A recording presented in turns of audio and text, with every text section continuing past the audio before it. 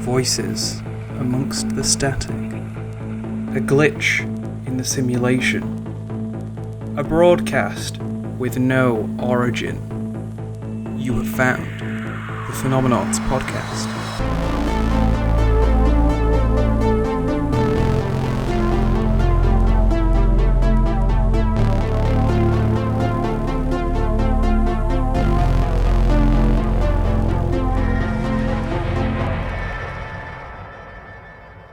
Hello, you hive of atomic tomfoolery. You've tuned into the Phenomenauts, a bi-monthly podcast where we look at the weird, wonderful and mysterious happenstances of this and occasionally other universes. Your hosts are myself, Dee, the awesome Amber. Hello. And the illustrious Oscar. Ahoy hoy. Don't forget we're on Spotify, iTunes, YouTube, Twitter and Transistor, so please give us a like, follow, share, comment, download. We love hearing from you fine folks. So how is everybody on this fine day? God, there's so many options to get in touch with us. What reason could you possibly have to not get in touch with us? Anxiety? That is a very valid reason. Yeah. I get Ghosts. that. Ghosts, also very valid. Technological literacy? Yeah, apparently World War III. That'll date us. Yep. No, I'm not doing great, but I'm doing better than I might. Oh. For this day at least, and indeed at most. I'm currently moderate. Nice. And if I'm lucky, Yeah. I'll die in my sleep. Oh, here's an indicator of how we're doing this week, folks. Yep. So, this week, Oz, the Great and Powerful, you're up first. What fine Phenomenauts vintage do you have for us? Okay. So, you've heard of America, right? Who's that? Specifically North America. The younger of the twins. Well, to some people. It's a big country. And it's filled with lots of famous places and famous people. But what about the little guy? You know, the up-and-comer. The underdog. I think everyone, deserves their 5 minutes of fame. So, this week, in Cryptid Corner, we're going to be sharing the love and giving some cryptids their big break. We're going to share the love. So, the idea is, essentially, I tried to find some of the more obscure cryptids of America. And just the most cryptids. I'm just going to give you a little taste, of the cryptids in America, the ones you might not have heard of. You might have heard of this one, though, because I think I've heard of this one before. The squonk. Sorry. I don't know what I was expecting, but it wasn't squonk. The squonk. So the squonk is a creature said to live in the hemlock forest of northern Pennsylvania, and the earliest accounts about this creature were written in Fearsome Creatures of the Lumber Woods, released in the 1910s. Oh, that sounds great. So, yeah, well, just hold on, I'm going to describe the squonk to you now. This is from the book itself. The squonk is of a very retiring disposition, generally travelling about at twilight and dusk. Because of its misfitting skin, which is covered with warts and moles, it is always unhappy. Hunters, who are good at tracking, are able to follow a squonk by its tear-stained trail. For the animal weeps constantly. When cornered and escape seems impossible, or when surprised and frightened, it may even dissolve itself in tears. The squonk. Oh. Which generation of Pokemon is he from? It's an old one, but it's was a very unpopular design back then. But who knows? Maybe we could bring him back, give him a bit of a Mega Evolution makeover. I love the squonk. I think some modern depictions of the squonk show it to be looking a bit more like a pig, but the original stuff it was just meant to be, unfortunately, this very sad creature that doesn't like how it looks. Which, I mean, we've all been there, Squonk. We've all been there. But, you'll be happy to hear that the squonk has made some advances in the world of science. There's a term now in science derived from this creature called a chemical squonk, which is a molecule or sort of compound that might be stable in like a mixture or a solution. But if you try and isolate it to just get the one thing, it catalyzes its own decomposition. There is a type of vape mod called a Squonk Mod that I know about extensively. Squonk Mod. I love that chemical squonk. Mod. Oh. Yeah, so it's like I can remember reading about the example, which was like a type of acid. Essentially, you find it in like solution, but if you tried to have only that acid in like a beaker, it would just decompose, whereas it's stable. It would in melt like other itself. Things. Yeah, it just go, I can't handle this, and then it'll break up into like smaller molecules. So they named it after the squonk because the squonk dissolves itself with its tears. Yes. That is like perfect. I love it. I love it when they get those weird names for things in science, because one of my favorite ones was blebbing, which is, I think it's when like the membrane of a cell kind of like blebs. I can't even remember what it is. I think it's like it kind of gets a couple of holes in it. Maybe a bit of the insides comes out and then it closes back up again and it blebs. Oh, Chemical Squonk. Oh, I love it. It's a good band name. Yeah. Well, so I'm going to take you out of Pennsylvania. We're going to go to a place you've most likely heard of. And you know what? As far as American states go, this is the one state that you would not be surprised to hear if there was a cryptid living there. Do you want to take a guess? One guess each? A state where I would not be surprised that there is a cryptid. Texas. I was going to go with that. Maybe, where is the Appalachians? They're so like haunted mountains. Nowhere near there. It's Florida. We're in Florida. Oh, well, I mean, yeah, there's one right? big cryptid there, Florida, man. Well, we're going to talk about a lesser-known cryptid, because I think Florida man's quite well-known, gets a bit too much of the limelight. I'm going to talk to you about the skunk ape. Less squonk, more skunk. The skunk ape is a bipedal humanoid with black fur and glowing red eyes. Why do you think it's called the skunk ape? Does it shoot a horrible smelling liquid from its butt? It doesn't shoot it, but it has been reported to stink. It stinks. That's one of its key denotable features. It's like, does it cry as well? Are you sure this isn't the squonk ape? This is just a fucking mood. All of these creatures are a mood. I can relate with both of these, yeah. I know, right?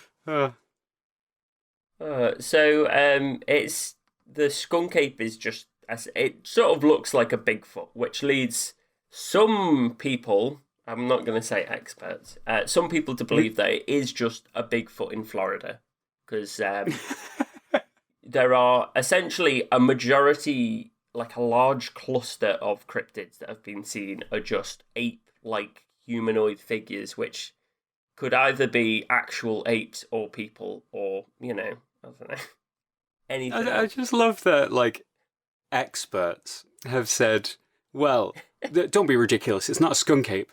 Most likely, it is just the common Bigfoot. Okay, so one of the first sightings was in the 1970s, where two sheriff's deputies sort of reported seeing an ape-like creature that stalked them through the grove before they shot at it with firearms. I mean, obviously. Oh yeah, what a measured and reasonable fucking approach. This is America. They reported America. following a trail of footprints where they recovered hair snagged on a barbed wire fence. Which they then shot at. Which, is taking sort of accounts to a side. What I could imagine is two people being like, two police officers being like, yeah, it came at us, but we shot it and it ran away, and we ran after it. Yep. Yeah, really Yep. not.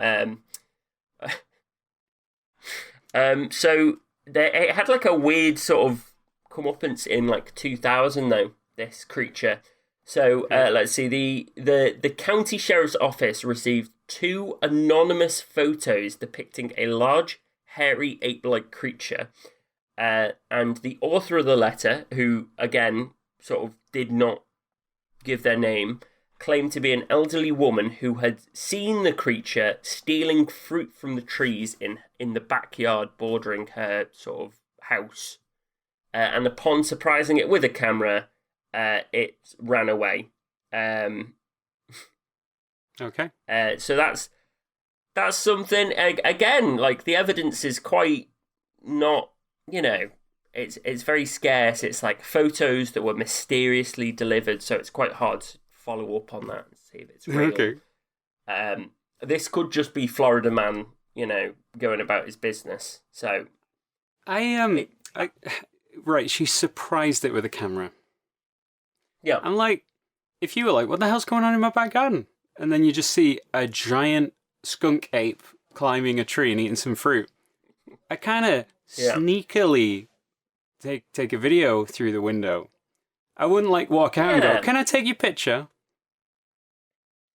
and although this is sort of attributed to like a potential skunk ape sighting, there was like, I don't think she mentioned the smell, which I find bizarre because obviously if that's its big thing, then This can't have been the skunk ape. It was too nice smelling. So maybe you're gonna ask yourself, what has the skunk ape done for me, especially recently? Well, I will say that during the pandemic, the skunk ape has been rebranded as the social distancing skunk ape, who reminds people to socially distance and wash their hands. Essentially, somebody going around as the social distancing skunk ape. I just want to let you know that even though you can't hear anything, I am reacting. My reaction is stunned silence. Yeah, it's funny. Okay, let's move on. Let's go quickly to the next one. I mean, America's quite a big country, but it's only like modern America's only been around 200 years, and all of the ones I've got here are just sort of not based off of Native American, mythical creatures. I'm just going for like these ones that have been around in like the last 200 years. Okay. So the next one, Loveland Frog. The Loveland Frog is a humanoid frog, described at being about 1.2 meters tall, and it walks on its hind legs. How do you feel? Okay. No, right. There's a line you used there that's the problem. I'm just going to ask you to repeat that line about the legs. It walks on its legs, hind legs. See, when you say right, the idea frogs are like generally quadrupeds, right? They generally spend all them time on all 4 of their appendages. Yep. So when you tell me like they walk on their hind legs, that makes me think they run at me on 2 legs as frogs, and that doesn't seem. You've seen how good they can jump. Now imagine every stride was half a jump. Plap plap plap plap plap plap plap. It sounds kind of like an enemy from Elden Ring or something like that. It's just a man frog who run at you. Oh, wow, real you good. really just dated the episode, didn't you? I'm doing. You know what time it is. It's 2022. The world's on fire, and it never stopped. And we got frogmen running at us at full speed. So, the Loveland Frog comes from Loveland, Ohio. Essentially, tall, walking on its hind legs frog. General, nothing too exciting there. First sighting in the 1970s when a member of the police had reported seeing the creature and sort of told the rest of his, what do you call them, precinct, his group, that he saw this thing. Okay, fine. Yeah, ignore that. Apparently, in 2016, there was a sighting, but it was on Halloween, and would you believe it? It turned out to be somebody dressed as a frog. What? What are the odds? And on this, the day of Halloween. This is where it sort of twists around. Who reports a cryptid sighting on fucking Halloween? I know, right? Because one of the police officers from the time sort of the the original sighting then came out and said, look, 2 weeks after the original sighting, I saw the thing again. Guess what they did? They shot it. Of course. Turns out it wasn't a bipedal frog. It was a large iguana, probably a pet, that had lost its tail. Wow. Right. Oh, okay. Right. But, I'm just going to take a moment. Yeah. An iguana Yeah. who looks, sees an iguana, and goes, "I'm going to grab my gun." This is a clearly, threat. You clearly don't know what you're looking at. You're clearly not well off enough to understand what you're looking at, and you're just No. better grab my gun. Oh, it's Halloween. I hear a knock on my door. I open it. Monsters outside. Shoot 'em Better dead. get my gun. Shoot 'em fucking dead on the doorstep. Knock on the door. Oh, Police! Oh, what's that noise I'm hearing? Someone shouting police. Sounds like a monster. Shoot through my door, killing them dead. Yeah, so it's just... It turns out, I think, a lot of American cryptids are probably not actually cryptids, but if they were cryptids, I wouldn't blame them for not coming out, because apparently you'll get shot. Well, that's why there's not that many in America. No. Well, I'm not going to lie, there's a lot. There's a lot of cryptids. I've only managed to give you a glimpse into the three of the underdogs here today. But I've got some mini snippets, lightning round, if you will, just to give you a few more. Just get them out there. You ready? Okay. So we've got the Fresno Nightcrawler. Oh, I know about Fresno. The Fresno Nightcrawler. Yeah. It's a pair of pants. Yes, it's a pair of long legs, about 1.5 meters in height, but most of that is legs, and they don't have arms. One leggy boy. So this just... How is this even... How did anyone class this as a fucking cryptid and didn't just go, oh, it's a pair of fucking pants? Well, if you watch the video, they kind of you could put music over the video of them walking down the street because they got a nice little rhythm to them. Just kind of nobody's getting in my way, nobody's gonna slow me down. Oh no! Yeah, they've got a real bounce to their step. They got a real pep in their pep, but they're just a pair of pants. Pretty spooky. Supposedly as well that there has been a Nightcrawler sighting in Poland as well. So the pants are everywhere. Damn. Ooh, the Cactus Cat. Would you like to take a guess? Oh my god, the Cactus Cat? Cactus Cat. The Cactus Cat. Can I date it again? Is it that new Pokemon starter? It's Weed Cat. It's the Cactus Cat is a big cat that has the prickly skin of a cactus. Oh my god. That's awesome. That's just me every morning. I want to add that to my next D&D. I didn't realise you could have two of me. Next one.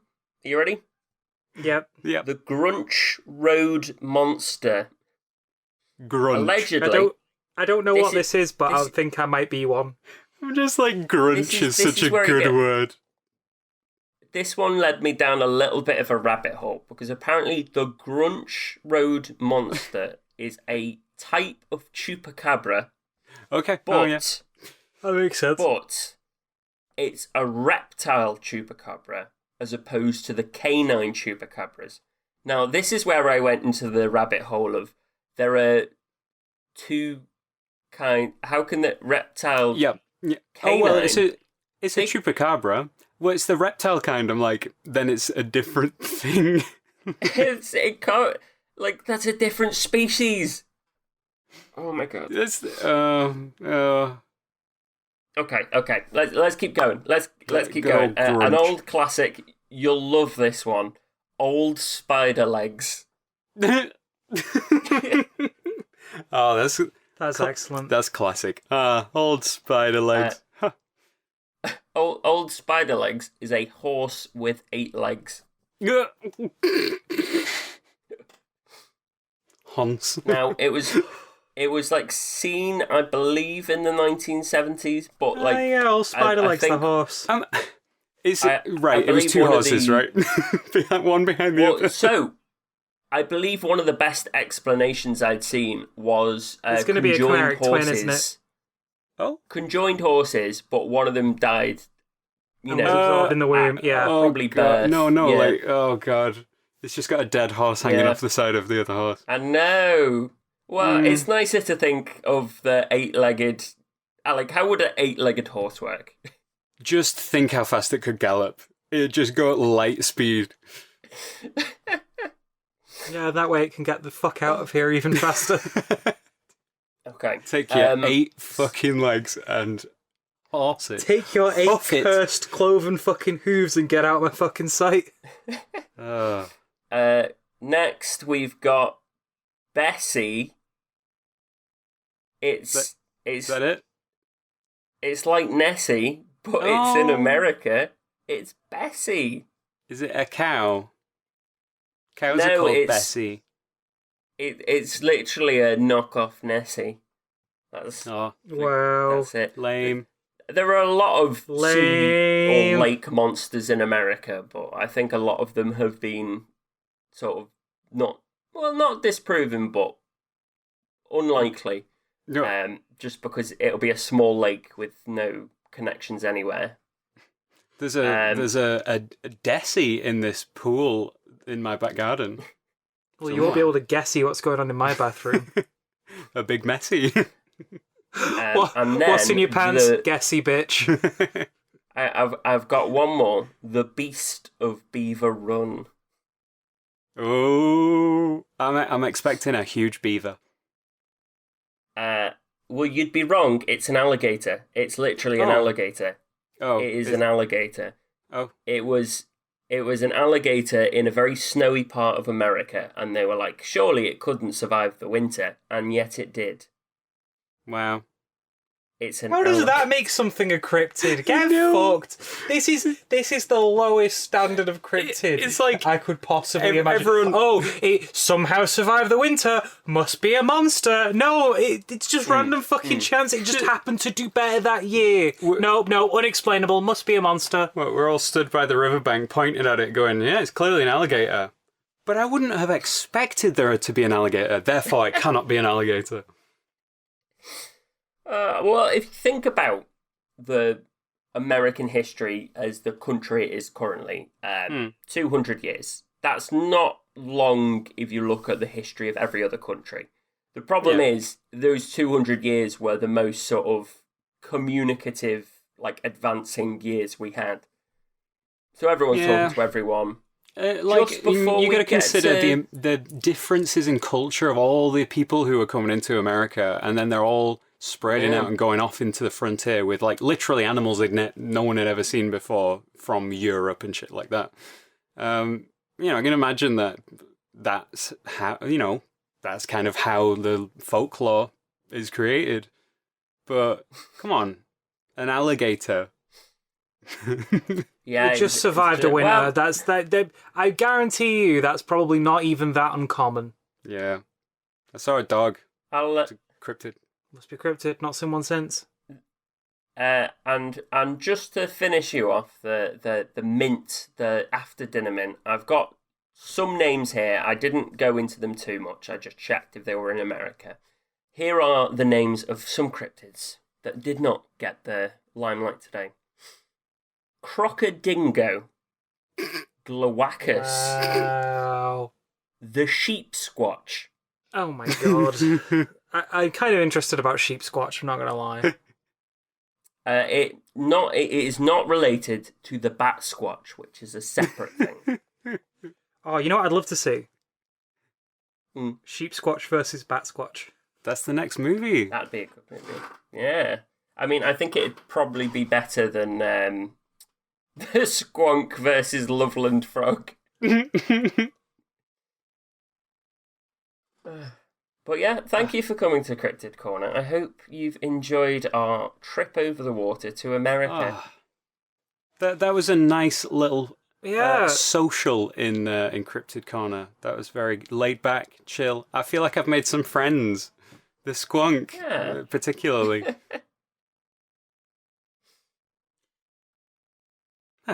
So that puts me up next. And this week, I've got more space news. Woo, space news. I thought you were doing the start of the Cowboy Bebop theme. No, I was just trying to sound like a news theme, but you know what? I'm absolutely totally fine if you want to just... Yeah, that's a good intro to anything. Like, Yeah. I'm totally... That's an excellent... Yeah. Right, 3, 2, 1, let's jam. Yeah. So, our top story today in the space news is a black hole in a bottle. Yep, you heard that right. Oh. A black hole in a bottle. Fantastic. Okay, maybe not quite a bottle, but you get the idea. At the Technion Israel Institute for Technology, they essentially created a miniature black hole analog. And an analog is a fancy way of saying it's kind of like a thing in that it acts in a very similar way and behaves in a very similar way without actually being the thing. An analog black hole. Yeah. So I've heard of them doing this. This might even be what you're talking about, so I'm going to hold my tongue. Okay. So yeah, they were like, we're going to make a rough approximation of a black hole. We want to test some stuff. And how they did this is actually kind of, or at least I thought was a bit fascinating. The team took a flowing gas of 8,000 rubidium atoms, specifically rubidium atoms, and cooled them to nearly absolute zero, suspending them in a laser beam. Well, this was not what I was thinking about. Pretty rad though, right? Yeah, this is much more crazy than what I was They thinking took a of. bunch of atoms and held them in a laser beam. It's like, that's pretty wild. So we call this strange state of matter a Bose-Einstein condensate. Yay! And basically, Yeah. it just allows a cluster of atoms to act like a single unified atom,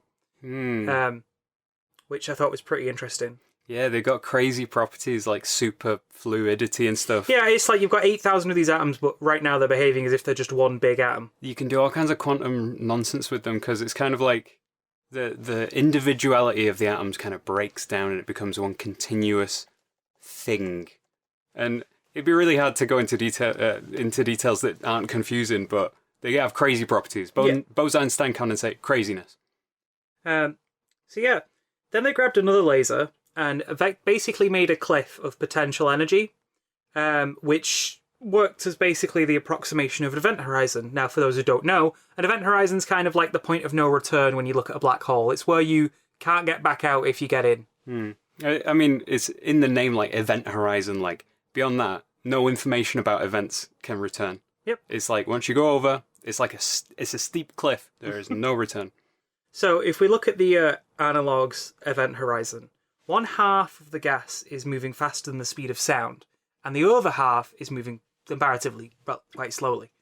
And so why do you ask? Why would you make a small black hole? Why would you feel a need to make a black hole not out of a black hole, just a thing that acts and behaves a bit like a black hole? Seems a bit odd, right? I guess because we don't have an actual black hole to test. Plus, if you send something over an event horizon, Bye-bye. Well, yeah, and that's a large part of the logic. But this team were trying to confirm two of the late and great Stephen Hawking's predictions for black hole behaviour. Because Stephen Hawking posited that Hawking radiation... Just imagine being such a big name, you get to name the radiation you kind of discovered off our own name. Like, that's just wild. Yeah. Hawking radiation is just a fancy way of saying it's electromagnetic radiation that should be hypothetically emitted by a black hole. Yeah. And basically Hawking posited that Hawking radiation arises from nothing, does not change over intensity over time, and that means it must be stationary. Stationary. Yes. I don't get it. It just does not move. The radiation does not move. Hawking radiation arises from nothing, so it just comes from nowhere and doesn't change in intensity. It just comes out of nowhere and is. Okay. Oh, you mean stationary, like unchanging? Like it's just... Yes, I do. Okay, so My bad. I was like, it doesn't move, but radiation moves. No, I realise saying it doesn't move is probably a bit of an oversimplification. It's always the same value.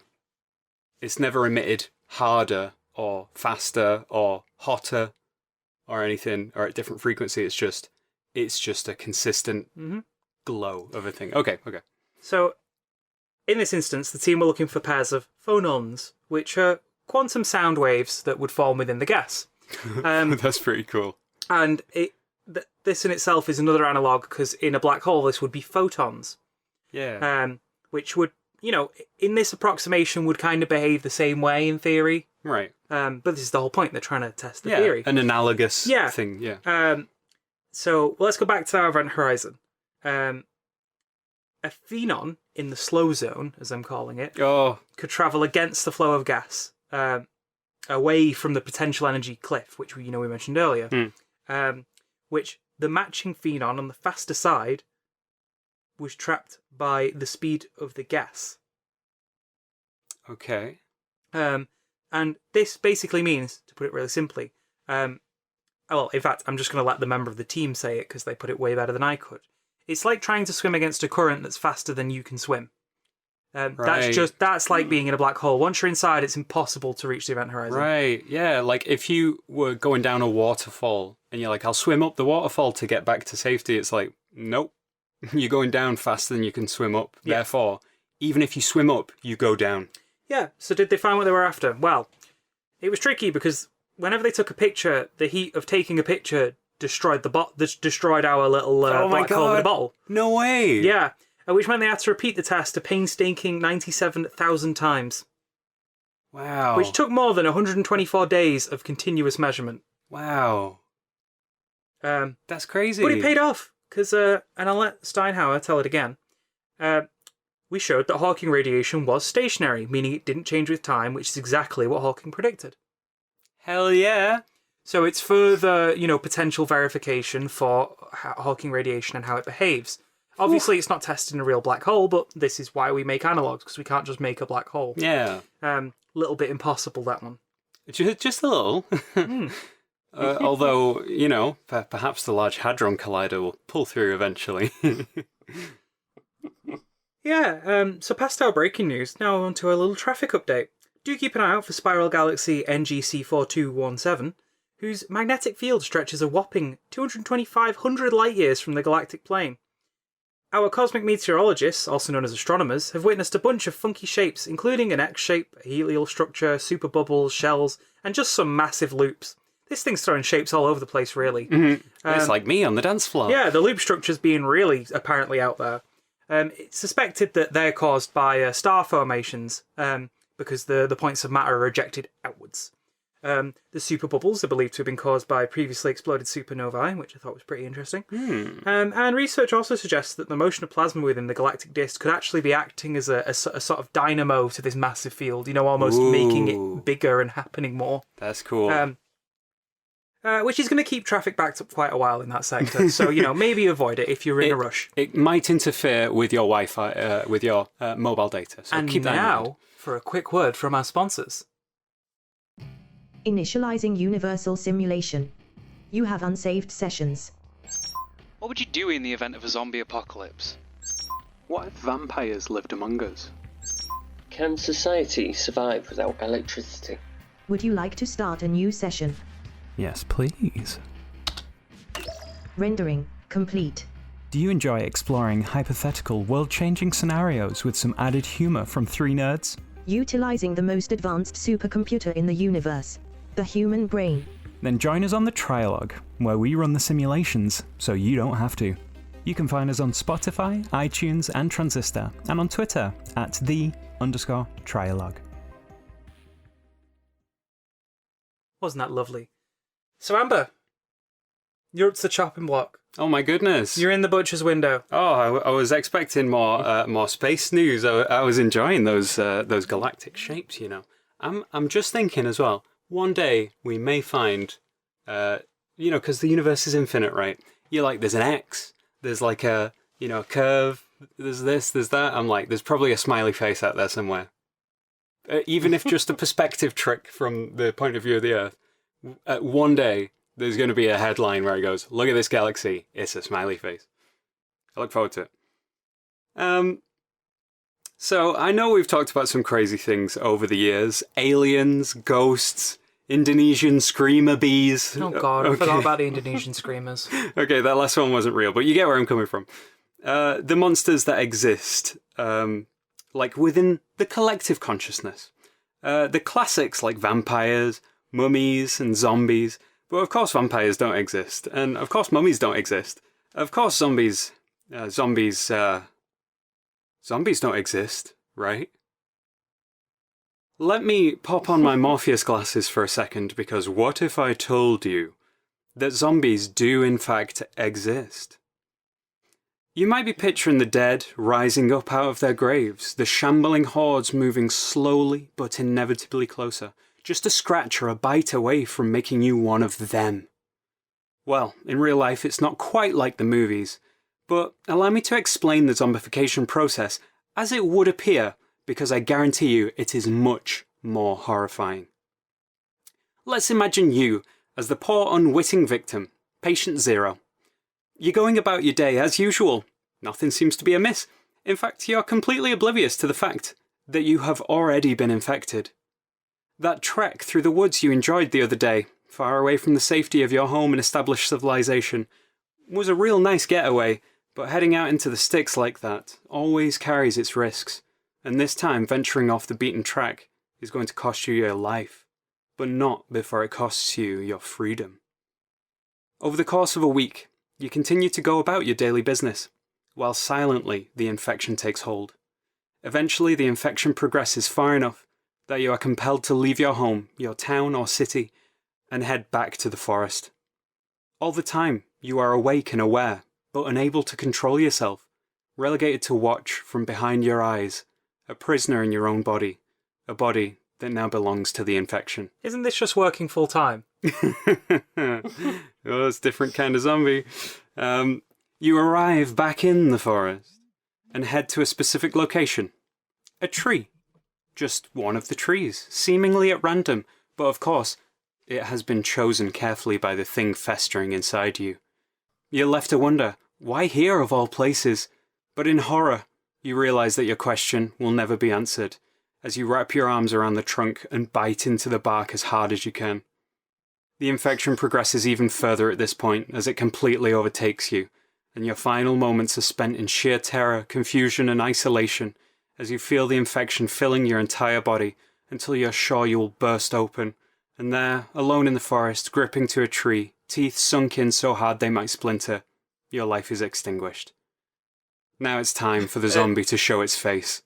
Your lifeless body continues to feed the monster inside as tendrils burst out of your skin all over, anchoring you to the tree, and right on cue the back of your skull splits open as the monster grows out,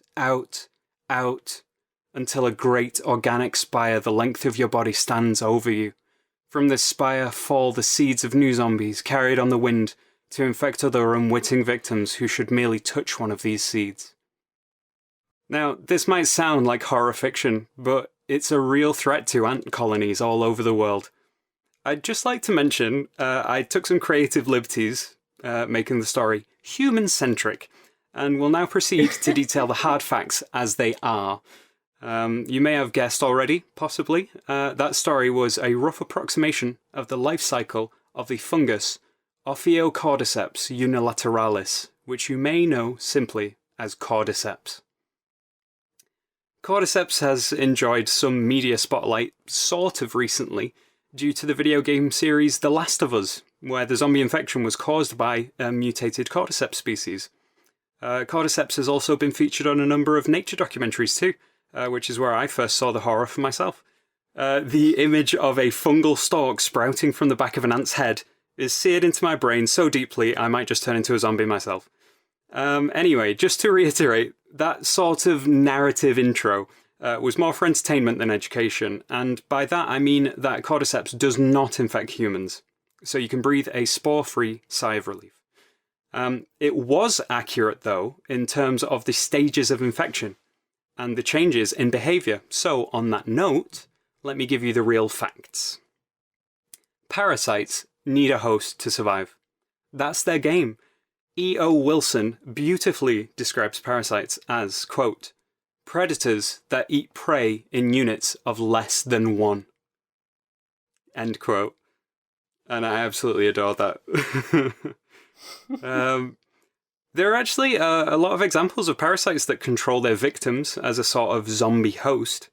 Nematodes cause various insect hosts like crickets and ants to drown themselves so the adult parasite can reproduce in the water. Parasitoids. Oh, sorry, I actually know about nematodes, and they're a personal hate of mine. It's bad, right? It's fuck. Oh, you've been infected, and by the way, now you just kind of want to drown yourself, which is something, you know, I understand the struggle, but not like the idea that it isn't, you know, just a choice. That's not your decision. The fact that it's not my decision, it's just like, go drown yourself so the worms can crawl out of every orifice of your body. Yeah. Disgusting. There's parasitoids that cause bees to bury themselves alive. Parasitoids that cause spiders to build aerial cocoons to protect the developing parasitoid pupa inside them.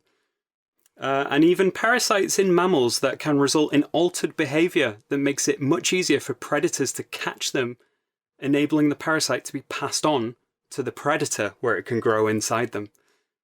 You might have heard of Toxoplasmagondii, the parasite that makes mice completely chill with cats. You ever heard of this one? Yes, I have heard this. So the cats are the parasite's primary host, meaning they can only reproduce inside cats. They can infect other mammals, but they only reproduce inside cats. It infects humans regularly, doesn't it? Right? Isn't that a thing? Yeah, it is. So yeah, basically, this behavioural change obviously gets the mice eaten, which is ideal for the parasite because it wants to get into the cat where it can reproduce and then spread to other mice, which get eaten by other cats. They actually think that the reason why it can infect humans is because cats used to be above us on the food chain, so we actually used to be like mice. We'd just carry it, and then a big cat would eat us and get it. But yeah, genetics, you it's crazy, right? Fucking hilarious mishmash of evolutionary traits, am I right? So yeah, the parasite actually changes the mouse's instinctual fear of the smell of cats into an attractive instinct, so it makes them walk directly to their own deaths. God. The little bit of extra info I was going to give you about that about this one is sorry. It's estimated that around a third of all humans have already been infected with Toxoplasmagondii. So I absolutely have been. There is no doubt in my mind that I am host to plenty of these because whenever I see a cat, I just melt. What it does is it makes you attracted, not like attracted to cats, but like you have an affinity for cats. It also makes you, so they describe it as less fearful, but what it is that you kind of care less about the consequences of your actions. So it's not that you are like, oh, I'm so brave, I'm so courageous. It's like, I just do weird shit and I don't think about the consequences of my actions and stuff like that. And it kind of, there's tentative evidence that there's nothing concluded here. There's a lot of headlines that tout this, but there's not really scientific consensus on it, that it causes behavioral changes in humans. And they think that possibly that's why there is the stereotype of the crazy cat lady. Because I think I could believe this. That it kind of makes you just care less about what you do, so you just do weird stuff because you care less about social convention. So, yeah, maybe that's true, maybe it's not. A little bit of trivia there. I definitely feel infected by the cat parasite. Oh yeah, I'm riddled. The amount of my cat's poo that I have to pick up, it get infected by contact with cat poo. And Ivy exclusively poos in my bedroom. So I am riddled with the stuff. But yeah, just don't touch my poo, everyone. So there you go. Well, it wasn't on my agenda, but now it's definitely not. Yeah, that's if it was not already what you were going to do, please avoid my poo-poo. But anyway, back to Cordyceps. In the eyes of any parasite, ants are fantastic. For example, in rainforests, around 70% of the individual insects are ants. So, plenty to snack on. And just like built-up areas within human society, the sheer number of ants in rainforests means that pandemics are a real threat. As such, ants have evolved strong defences, cleaning each other habitually, casting out infected individuals when they're discovered, and taking dead ants and yeeting them as far away from the colony as they can get into. See, that first point, I was like, oh, and then I was like, oh, God. So they're like, oh, keep myself clean, I'll give you a little clean. If they find someone who's infected, they literally throw them off a cliff. Jesus fucking If they find a dead ant, they throw them into ant graveyards, which is a pretty crazy thing. That is a common thing that you see in ant colonies. They go, over here, we don't go. If you find a dead ant, throw it in the graveyard. And then you can find piles of dead ants in the rainforest. It's crazy. Mad. Altogether, this works a treat for controlling disease within the population. And I mean, the proof of that is just look at how successful ants are. They clearly are not, just getting wiped out by pandemics all the time. They've been knocking around for millions of years and they do great. Ants are like the wildlife equivalent of the CDC, aren't they? Yeah, sure. You could think of them that way. Yeah, they're very militant on that. I remember I read, I think, that there's a pheromone they release when they're dead, which is how they know that this ant is dead. And they sprayed some of this pheromone on a live ant to see what would happen. Yep. And the ant was like, "Oh, guess I'm dead." Yeah. And the other ants just picked it up, took it to the graveyard, and it just stayed there like, "I'm dead." And then the pheromones wore off. I think I might be this ant. Yeah. I think I might actually be this ant. Am I ant? The death pheromones wore off, and it just stood up and went back to the hive, and they were like, "Yeah, that's cool." Guess I'm alive. Oh fuck! It's Guess like, I'm not dead. Dave, I thought you were dead. No, I got better. Yeah, I did too. Jesus. Well, I got better. I thought same. I thought I was dead too, and then I woke up the next morning and apparently not. Got a real bad hangover though. Well, yeah, I guess dying would give you a pretty bad hangover, wouldn't it? I woke up dead this morning. Horrible. But yeah, it's crazy that you can spray it and it just goes, I guess I'm dead then. It makes me think of that line from that one Fall Out Boy song, which is, I'll check in tomorrow if I don't wake up dead. It gives us like an insight into how they operate, because they're so small that they can't have the same level of consciousness as bigger animals because of the size of their brain. But it is interesting to see that they have like a smell-based system. Yeah, that can completely override any kind of individual thinking that an ant can do, because clearly I'm still alive. But I'm getting the signal which evolutionarily they have no reason to be smelling unless they're dead. So they just lie down. Shit, the death smell. Guess I'm dead then. Yeah, it's death smell. Crazy. The death smell. You know, the death smell. Yum, yum, death smell.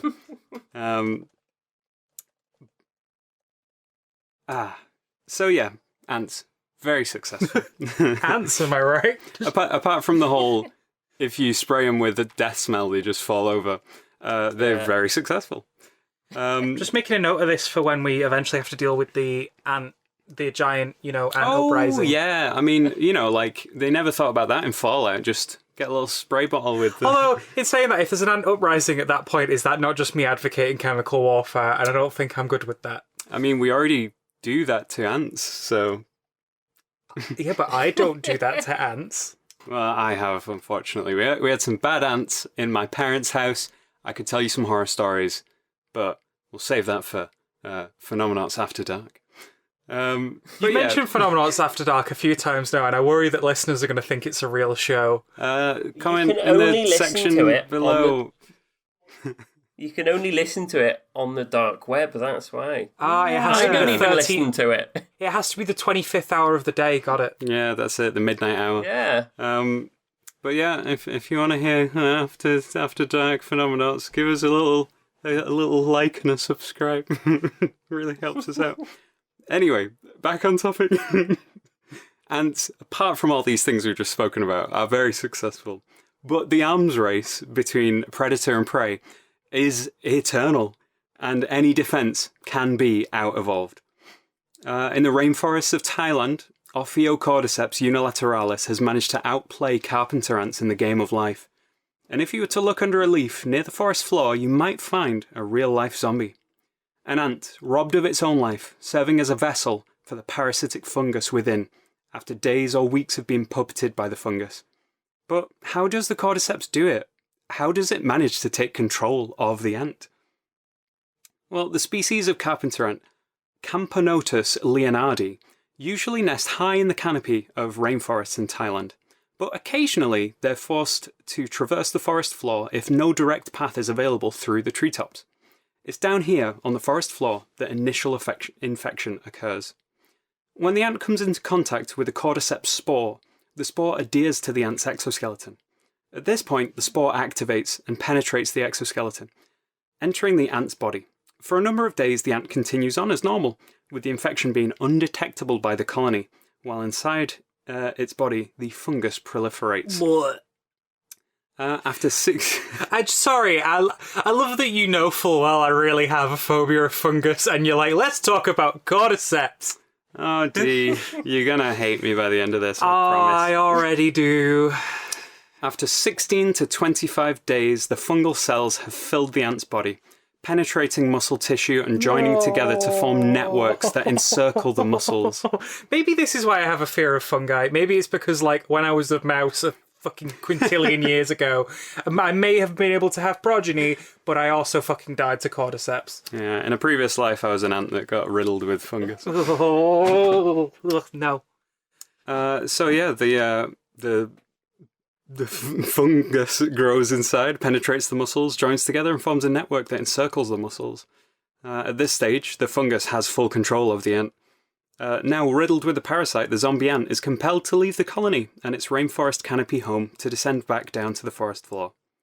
Down in the humid underbrush, the Cordyceps directs the ant to a location that is optimal for it to grow and disperse its spores. A common place that the ants are steered towards is the underside of a leaf a few centimetres off the ground. Once in place, the Cordyceps commands the ant to bite down into the stem of the leaf as hard as it possibly can. And once the ant has done this, the Cordyceps disconnects the muscles of the mandibles, resulting in a death grip that cannot be released even after death.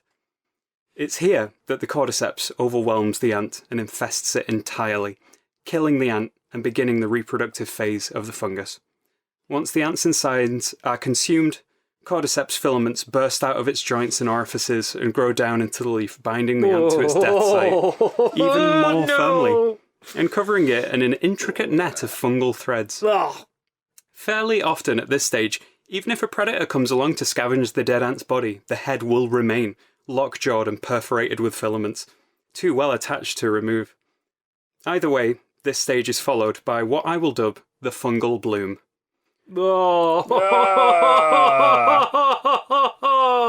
Rupturing out through the back of the head, a fungal body the length of the ant's whole body emerges, usually in the shape of a long spire or stalk, with a bulging capsule full of fresh spores on its tip.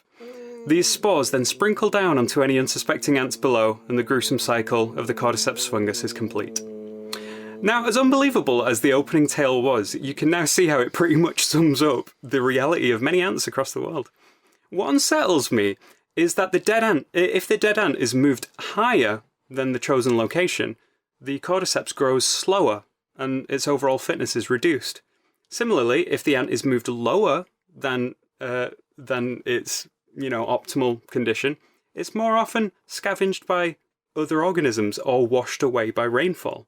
So it seems the Cordyceps picks the perfect location to pilot the ant to in order to maximize its reproductive success.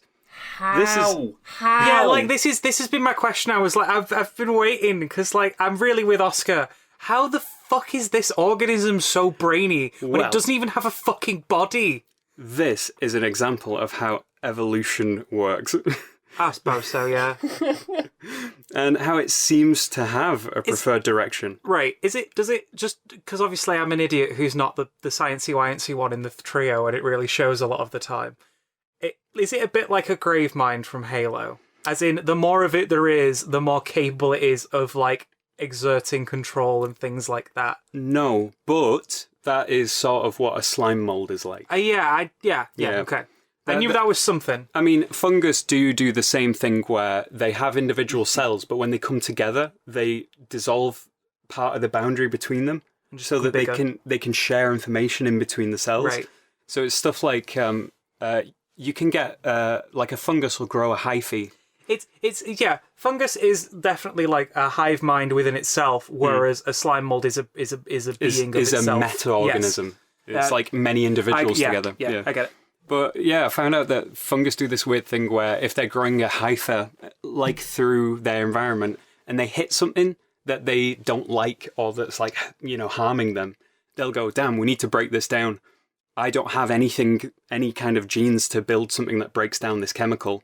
And it'll get other nuclei from other cells and ship them all to the front, like right at the tip where this chemical is.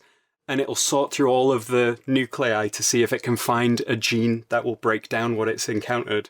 And if it does, then that proliferates and then it shares that among all of its cells, and all of a sudden it can now break down this thing that it's encountered. So it basically just like brute forces evolution. Do you know what it is? It's like this is not too dissimilar from like effectively a bunch of AI working towards solving a problem. Yes. This is functionally exactly almost bang on for how a basic neural net works. Yeah. Well, the thing is, we base neural nets on the way the brain works. Well, yeah. And in a lot of ways, our mathematics, the reason why the slime mold seems smart and can replicate how we design... Because it's not really working off logic gates. It's working... There's a kind of mathematics that you can use to determine the most optimal path. The slime mold is doing that, but it's simply brute forcing it by trying every path. But because it's got trillions of cells all doing it at the same time, and it's sharing information amongst itself, it does it faster than a computer can do it. What's the mental limit of a slime mold? How much slime mold can slime mold before slime mold just ceases to slime mold? Well, we've gone really off topic. That is the real question. At least, the place where they do a lot of the research on slime molds, it's actually got its own office, and because they class it as a professor, and they've given it the rights enough that when they do an experiment with it, instead of just throwing the petri dish in an autoclave or something when they're done, they see that as killing it because it showed some intelligence. They have to take the petri dishes out after experiments and just release it into the wild. Oh my god! Why have we not seen a giant sentient slime mold overlord yet? I think maybe they're just cool. They're just chilling under a log. They're happy with their life. Because we're treating it with respect. Yeah. It's treating us with respect. Be the first time humanity treated something with some respect, am I right? Well, no, that's not entirely true, to be fair. We best not try and eradicate the slime mold, or it will eradicate us first. Definitely. Yeah. But yeah, this is an example of how evolution appears to have this kind of like intelligence behind it. And I think it's a lot of the reason why a lot of people go, how could this just be random chance? Clearly, there's an intelligent design behind it, but it's just probabilities playing out, and that's how it comes about. So, like, less Cordyceps-infested ants that chose a really low-down location, like on the forest floor, survive. Less of them survive because they get eaten or they get washed away. Less Cordyceps-infested ants that choose a higher location where it's drier, it's not as moist, and, you know, they might get more sun on them and dry out and things like that. Less of them survive. So who's the most likely to reproduce and repopulate? The ones that pick just the right spot where it's like, you know, a little bit moist, but it's far enough away from the ground that they don't get, you know, washed away or anything like that. To quote Breaking Benjamin, only the strongest will survive. Oh my god, I just had flashbacks to so many metal nightclubs. Woo! I like Halo too, everyone. So it might seem sinister and somehow intelligent that Cordyceps always picks the perfect spot, but it's just probability. I consider myself sinister and somewhat intelligent, yes. That's what I aim Sorry. for. Right, so let's say 10 Cordyceps-infested ants get a random guess of where's a good height to, you know, try and reproduce. And the 9 worst guesses get killed, right? Just, it's a harsh environment, 9 out of 10 die. Only the person in the best possible place sort of, you know, gets to reproduce. Now, that one remaining infects 10 more ants. This time around, the guesses are a little more closely clustered around that initial guess, since that's the starting point. As opposed to random guesses, they get to kind of refine where it is. And then again, only the best guess with the best chance of survival makes it onto reproduce. Rinse and repeat for millions of years, and you have a whole species of fungus that seems to know exactly where to go for optimal survival. They don't know, they just follow their instincts, honed over many generations. Generations which culled Cordyceps that had instincts that led them to poor locations. That's evolution by natural selection. That's it. That's evolution, baby. They did the thing. That's it. They're doing the thing. So it appears that they know what to do. But in the same way that, you know, you blink when something comes near your eye, you know, it just happens. It's a part of your brain You that react you're not... how you react. You are kind of, in Yeah. a way, programmed to react to some things in a very specific way. Yeah, like, you know, when you're asleep, you go through, like, REM sleep and then deep sleep, and you have no control over it. What sleep? But yeah, I get Theoretically, your point. theoretically, if you sleep... If you sleep. What is this sleep you speak of? But yeah, that's natural selection. Evolution, maybe. Amazingly, it was discovered that while the Cordyceps infiltrates the muscle tissue of the ants, it doesn't infiltrate the brain. Which means that the ant isn't having its mind controlled, it's having its body controlled. Oh, this is so much worse. Like Somehow, you made it worse. like a fungal hand inside a sentient puppet. The ant simply loses its ability to control its body, but seemingly remains completely aware. If true, we can only wonder what the ant thinks as it walks away from its home, from its family, and returns to the perilous forest floor. What must it be thinking as it bites into the leaf stem and feels the muscles inside its mandibles pull free of their anchors? What horror those final moments must hold as the Cordyceps begins to puncture and perforate every inch of the ant with its filaments. It's a small comfort to know that by the time the fungal hyphae breach the exoskeleton and enshroud the ant, anchoring it to the leaf, the ant is already dead. You know, at least no sentient creature has to... Sorry, it's just the bit of, he's already dead. Jesus Christ. Well, you know, at least no sentient creature has to endure that particular experience. Yet, Amber. There's always upsetting potential. Let's just leave it at that, though, before I mention all the other horrible parasitic things that definitely do happen to sentient beings. Well, anyway, there you have it. The Last of Us zombies do exist, but they're not human. They're ants. Again, if you're worried Cordyceps will get you, don't be. Humans have been around for a much shorter time than ants have, so it'd naturally take millions of years, at least, for a fungus to evolve to target us. That's if it ever happened at all.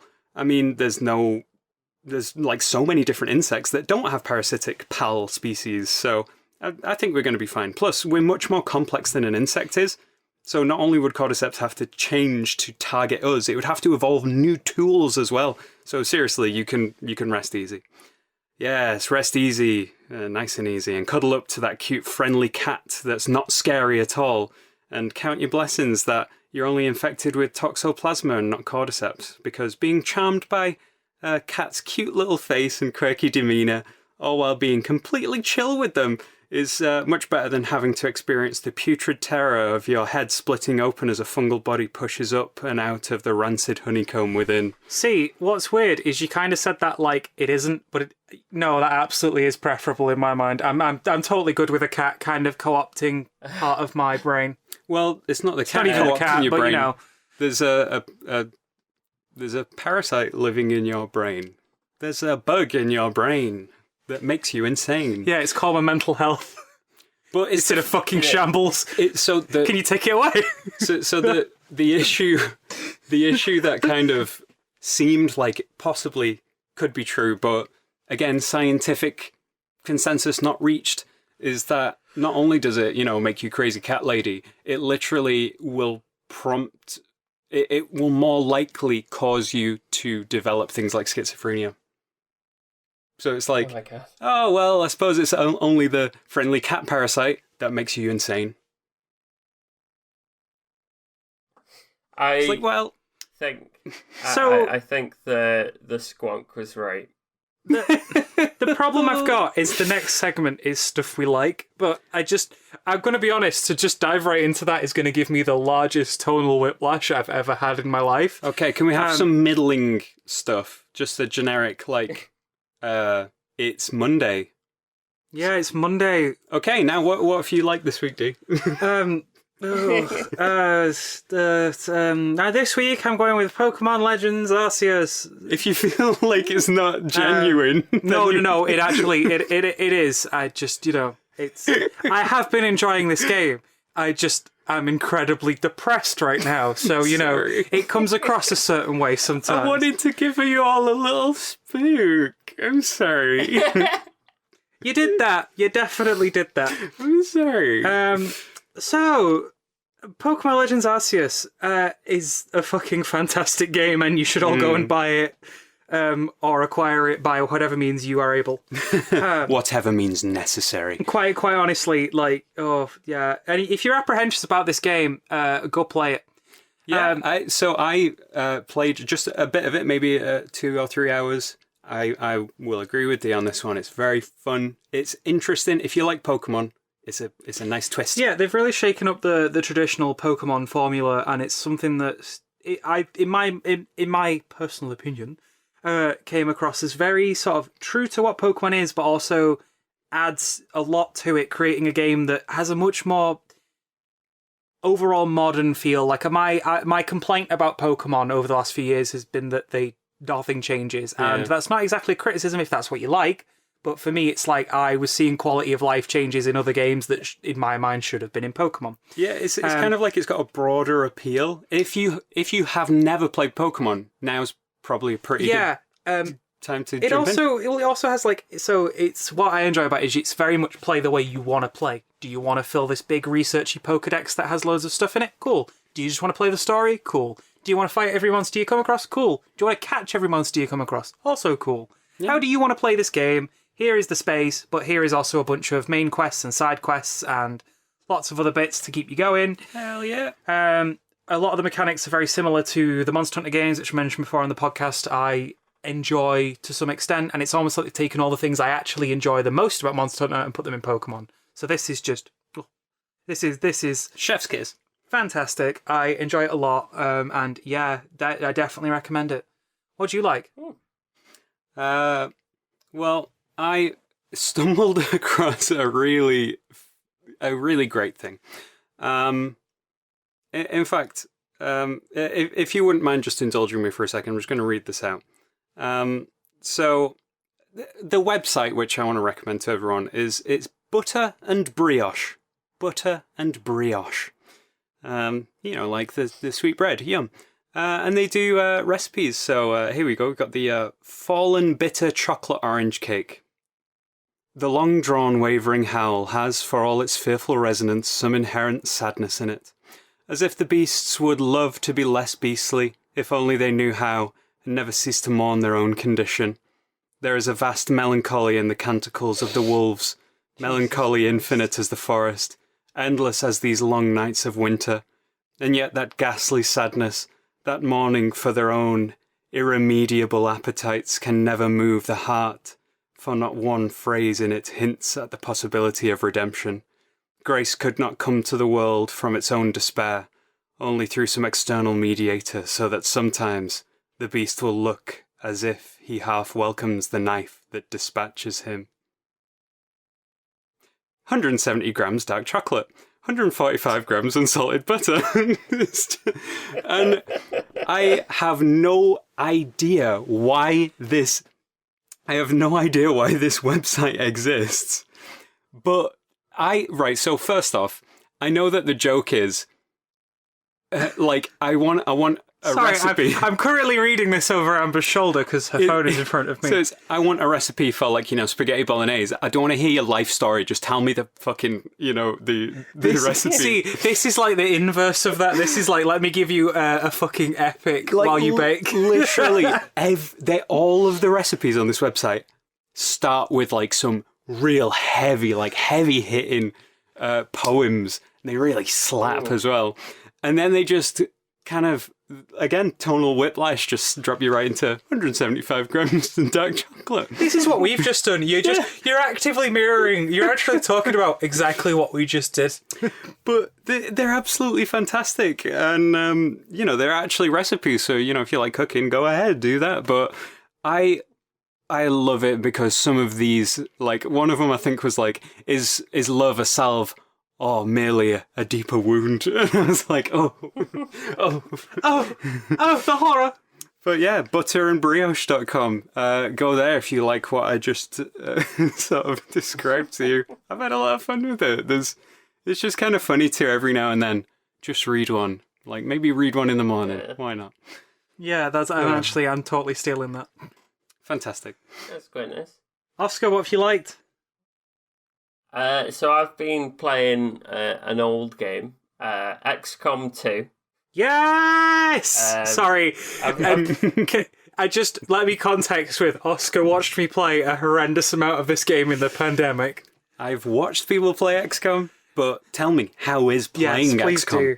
So, I picked it up a while ago on the Switch, because I think the Switch is a fantastic way to play it. I absolutely agree. But I put it down again, and then recently, for some reason, as if there was something inside me compelling me to go back to this game, I did. It's, you make a team, you've got 4 people, and it's turn-based, and every turn it's right, you take your actions, and then the aliens take their actions. That's right, there's aliens. Okay. And it's you versus them. Aliens have already taken over the world. It's too late. They kind of came in by storm, took over everything. You're like a guerrilla squad of humanity's finest who are dropping in to try and disrupt the evil aliens' plans. But my favourite thing about the entire game is the customizability of your squaddies. Yes. So with each individual squad member, you can change entirely how they look, how they sound, and then you can specialize each of them. So there's in the base game, because I'm only touching that until I've got a bit more comfortable. There's 4 classes for humans, and there's robot friends that you can have as well. Yeah. So at the start of every mission, it's you slap together your team with whoever's available. Sometimes somebody gets injured, so they have to be out for a couple of weeks. You pull in a replacement. You're come on guys, we've got to go. They're not as good though. They're backup Larry or backup Jeff. So let me just entertain you with my top 5. Okay. I have an elite squad, each with intricate backstories, but what I've done is I've given them a catchy movie line to go along with it. Okay. So, the leader of the team is Abraham Lincoln. He was arboreally frozen in time to emancipate the future. We've got Bjorg Robovich, a human body possessed by the ghost of a machine. We've got Angler Dan, a world champion in fishing with guns. We've got DJ Dynamite, the demolition jockey, sure to bring the house down. And finally, we've got the robot of the group, Clonk Gearsby, who is a homicidal robot programmed to do no harm. But Asimov didn't say anything about aliens. Oh, I love it. It's good because, like, when I first started, you put in a little bit of customization. You're like, I don't want to commit to you in case you die, but I'm going to give you like a nice hat, and like maybe I'll give you like some nice out. And then they survive and they get like leveled up, and you're like, you know what? I think it's worth investing a bit more customization on you now. And then by the end of it, I've got like all these different personalities, and I've got a couple of guys in the wings, but you know, this is the main group. Yeah. And every so often, like I had a mission where like a giant boss turned up, and the thing is, I was super underleveled and I could not beat it. Is this the one I watched you attempt multiple times? No, it's like the bulky, big, like massive berserker thing. Oh yeah, I know the one. And the problem is, the way they work is every time you take an action, they take an action. So you've got 5 squad mates. Yeah, instead of you having your friendly turn and then the enemy turn, you just have one of your guys' turns and then one of this big enemy's turns. Damn. So this thing turns up, and I'm looking at like my team, and I'm like, there's no way I'm going to survive. So, luckily nearby, there's a van. I open the back of the van. I send in 4 of my teammates, while Hugh Mann, a machine who believes he was human, held off the beast. Unfortunately, they didn't make it. Hugh Mann gave the robot life to save us that day. But everyone else was hiding in the back of this van, and this thing came up to the back of the van and couldn't get in. So they're all hiding inside. And then it disappeared. It went off. But like the rest of that team then like went on a serious training montage for the next time this thing showed up. I love it. It's very enjoyable. I give it a big shout. Oh, Hi, Stan. Yeah, I remember. I enjoy that game a lot. I remember a couple of years ago, someone doing a campaign where the whole team was like a bunch of friends who were hanging out at the same time. And I remember that they had an Amber character, and you know, I'm like, hey, it's me, Amber. I'm gonna shoot some aliens, haha. And then on a mission, I was killed. And I'm there like, what? My character's dead. And they're like, don't worry, I'll sort something out. And then the next time I met them, they were like, Amber, look, you're back. And then turned it around, and I was just in a giant robot body. And I was just like, Amber online. And I was like, yay, I'm a robot. Yeah, it's good. Oh, that actually sounds quite cool. I might spy that. I'm going to peep that shit. Yeah. Yeah, and with that, I think that's us, and we'll be back in 2 weeks' time. Any topic suggestions or feedback, drop us a comment or email us at phenomenautspodcast@gmail.com. Alternatively, you can now tweet us at Phenomenautspod. @Phenomenautspod. Oh, can't get my words out today. Peace out, folks, and we'll see you again in 2 weeks.